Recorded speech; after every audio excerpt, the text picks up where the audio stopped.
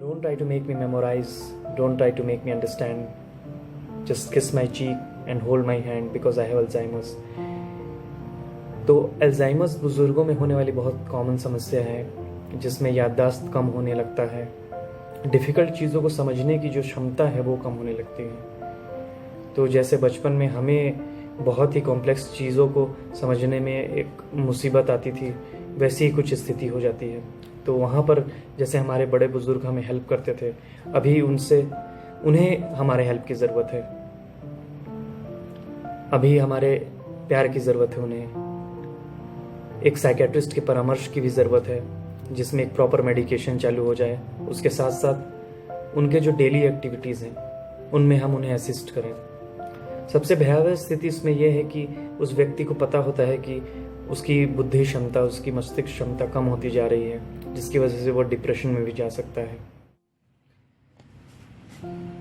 Suicide अथवा आत्महत्या आपके जीवन में आने वाली कोई बुराई या एक भयंकर स्थिति को रोकने की बजाय आपकी लाइफ में जो कुछ अच्छा होने वाला है या बहुत अच्छा होने वाला है उसको हमेशा के लिए रोक देती है, उसमें पूर्ण विराम लगा देती है।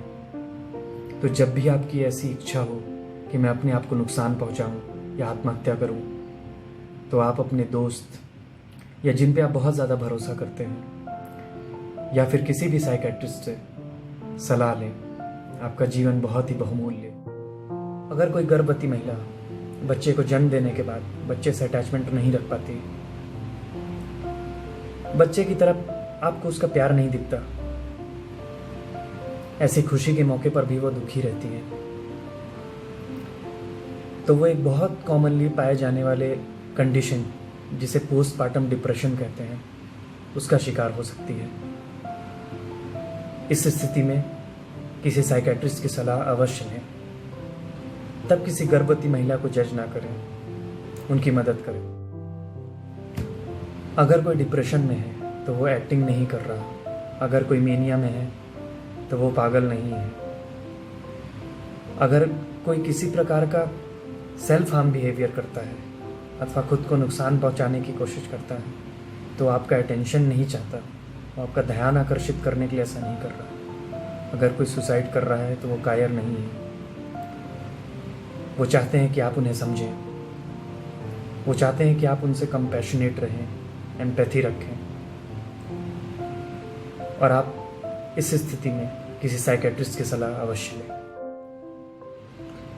अगर आपका बच्चा बहुत ज़्यादा खुरापाती है, आए दिन स्कूल से उसकी शिकायतें आती हैं, पड़ोसी भी परेशान रहते हैं, आपसे कहते हैं कि आपने बच्चों को अच्छे संस्कार नहीं दिए, आप भी खुद बहुत ज़्यादा परेशान रहते हैं, आपको लगता है किसी ने जादू टोना कर दिया, मेरा बच्चा बर्बाद हो गया, उसका फ्यूचर अच्छा नहीं बन पाएगा, तो ये एक गलत फहमी है।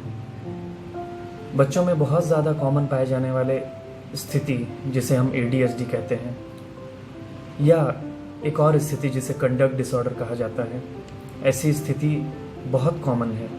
तो आपके बच्चे में ये दोनों स्थिति हो सकती है, तो किसी साइकेट्रिस्ट से हेल्प अवश्य लें, किसी साइकेट्रिस्ट की परामर्श अवश्य लें।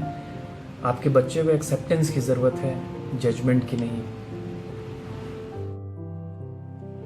One of the hardest things was learning that I was worth recovery. किसी भी प्रकार का नशा हो, आप उससे छुटकारा पा सकते हैं। If you can quit for a day, you can quit for life time.